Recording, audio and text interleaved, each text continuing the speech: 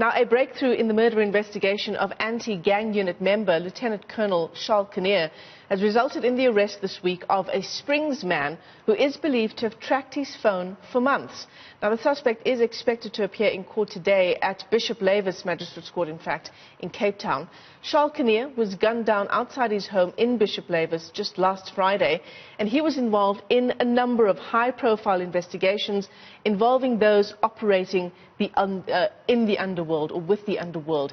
His assassination, of course, sparking concerns over the protection of such high-risk SAPS members. Let's unpack the story now. We're joined by POPCRU spokesperson Richard Mamabolo.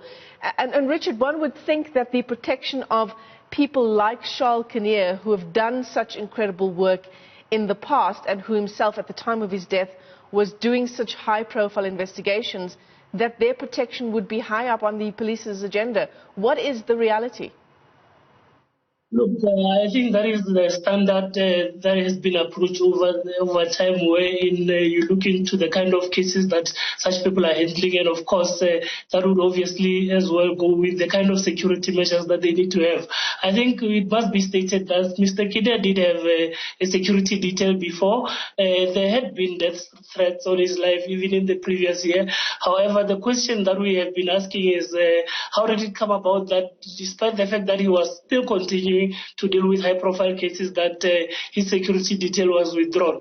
But generally, in most cases where police obviously, in most cases where police have been killed, it's either because of the cases that they're handling or because of their firearms. You know, we've had also incidents in the past where police officers are attacked on the basis of their firearms. But with the Colonel Kinnear matter, that's a different story. We think it was obviously premeditated, it was obviously targeted, and of course, I think one of the questions that needs to be asked by the SAPS, those who are investigating, is the reasons as to why his security detail was drawn and who came up with that decision, because there are a number of assessments that have to be looked into. I mean, Richard, what you're saying is incredibly worrying, and you know, the first thing that comes to mind is whether this could be an inside job. Are these the kinds of questions that POPCRU would be asking? Because isn't it bizarre that his security detail would be withdrawn given the kind of work he does? I don't want to make speculations. There are already investigations underway, but one thing that's quite concerning, of course, that we had asked has been as to why, understanding the kind of work he's doing and the kind of cases he has been handling, why would you then decide to withdraw his security detail? However, we do not want to make any speculation as to who might be responsible. Investigations are being carried out, and we'll obviously have to wait for those to be concluded.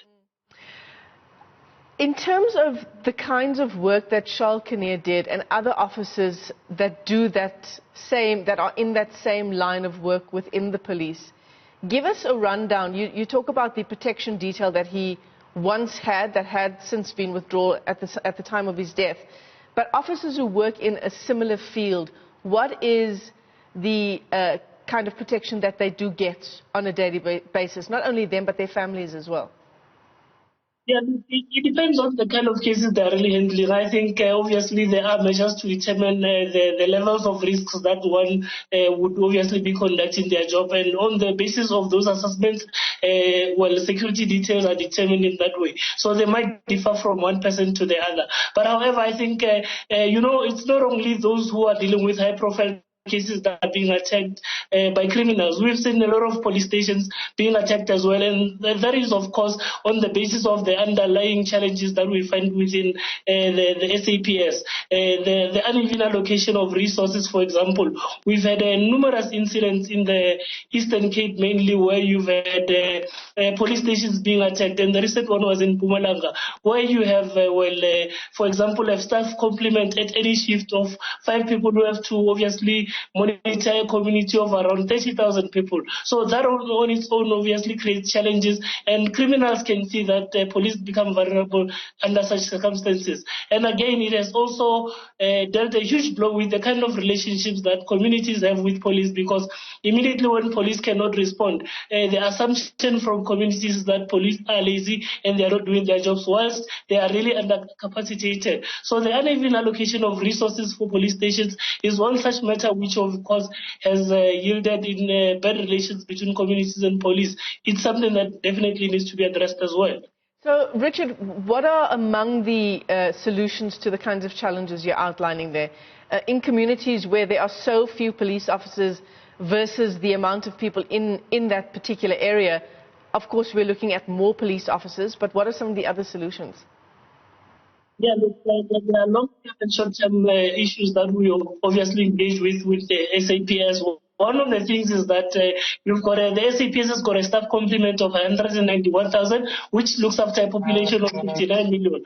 Now, one of the reasons, what we have suggested as POPCRU has been that we need to restructure the SAPS.